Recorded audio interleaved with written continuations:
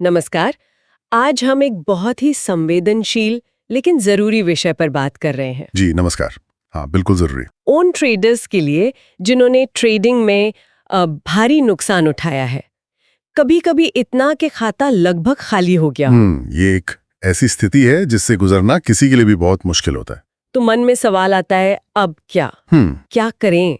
क्या क्या गुस्से में आकर और ट्रेड करें बदला लेने के लिए, हम्म या फिर कहीं से पैसे उधार लेकर फिर से कोशिश करें, या बस हार मान ले और बाजार को अलविदा कह दें? बिल्कुल। और हमारे पास जो स्रोत हैं वो इसी पर कुछ व्यावहारिक कदम सुझाते हैं।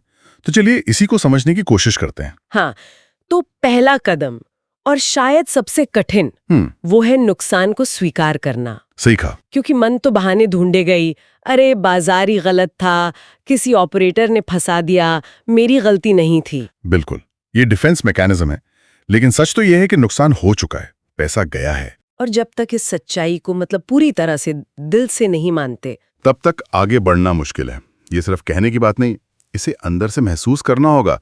अपना अकाउंट स्टेटमेंट देखिए, उन लाल नंबरों को देखिए और मानिए, हाँ ये नुकसान मेरा है, मेरे निर्णय का नतीजा है। क्योंकि अगर हम ये नहीं करेंगे ना, तो वही गलती फिर से दोहराने का पूरा चांस है। सही बात है।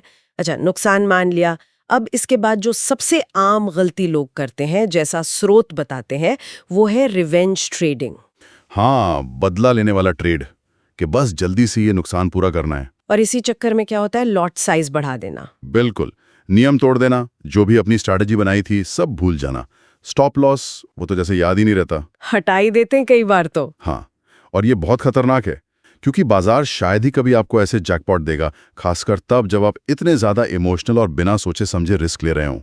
तो नियम क्या है, स्रोत क्या कहते हैं इस बारे में? सबसे जरूरी नियम, अगर बड़ा नुकसान हुआ है तो तुरंत ट्रेडिंग बंद कर दीजिए। तुरंत? हाँ बिल्कुल, कुछ दिनों के लिए, हफ्तों के लिए, जरूरत पड़े तो महीनों के लिए स्क्रीन से दूर हो जाइए।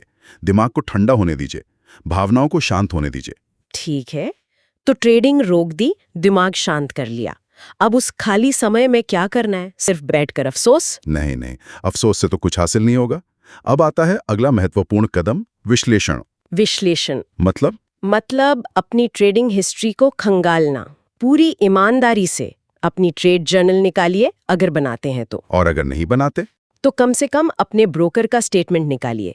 हर एक हारे हुए ट्रेड को देखिए, क्यों लिया था वो ट्रेड, क्या सोच थी, एंट्री का कारण क्या था, हाँ, स्टॉप लॉस कहाँ लगाया था, क्या वो हिट हुआ या आपने उसे हटा दिया, क्या आपने लेवरेज मतलब अपनी क्षमता से ज्यादा का दाम लगाया था, क्या आप अपनी ट्रेडिंग योजना पर टिके रहे या भावनाओं में बह गए। ये सवाल पूछना आसान नहीं होता होगा खुद से। बिल्कुल नहीं, इसलिए मैंने कहा पूरी ईमानदारी से।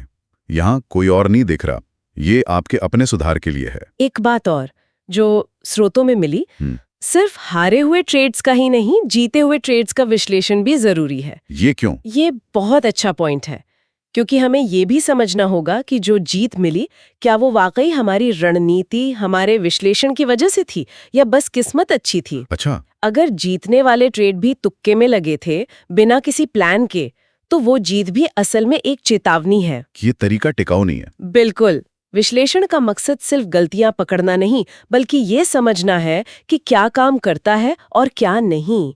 एक मजबूत टिकाऊ रणनीति बनाने के लिए ये जरूरी है। समझ गई।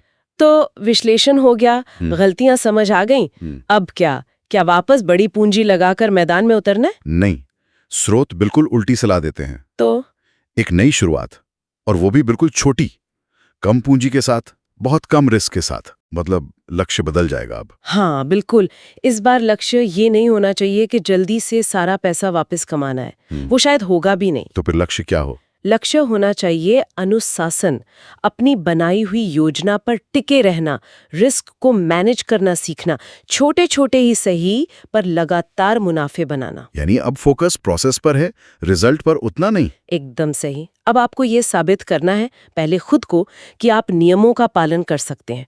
सही पोजीशन साइजिंग, मतलब अपने अकाउंट के हिसाब से ट्रेड का साइज रखना, हर ट्रेड पर स्टॉप लॉस लगाना और उसे हटने नहीं देना, अपने नियमों को पत्थर की लकीर मानना। अगर आप ये कर पाते हैं तो पूंजी धीरे धीरे अपने आप बनने लगेगी। यही पिछले नुकसान से मिला सबसे बड़ा सबक है। तो संक्षेप में कहें, अगर किसी का ट्रेडिंग में सब कुछ डूब गया है तो स्रोत इसे एक तरह का क्रैश कोर्स मानते हैं। बाजार द्वारा दिया गया एक महंगा लेकिन बहुत कीमती सबक। हाँ, एक कठोर सबक। अब ये उस ट्रेडर पर निर्भर करता है कि वो इस सबक से सीखता है, खुद को बदलता है और एक ज्यादा अनुशासित, समझदार ट्रेडर बनकर उभरता है। या फिर वो इसे एक फुल स्टॉप मान लेता है और हमेशा के लिए ट्रेडिंग छोड़ देता है। बिल्कुल। तो यहाँ हम श्रोताओं के लिए एक विचार छोड़ जाते हैं। ट्रेडिंग, जैसा कहा जाता है, एक मैराथन है, 100 मीटर की रेस नहीं। तो क्या ये बड़ा नुकसान आपके सफर का अंत है या फिर ये एक मौका है, एक नई, ज्यादा अनुशासित, ज्यादा नियंत्रित शुरुआत करने का? इस पर सोचने की जरूरत है। शांत रहें, अपनी योजना बनाएं और फिर तय करें।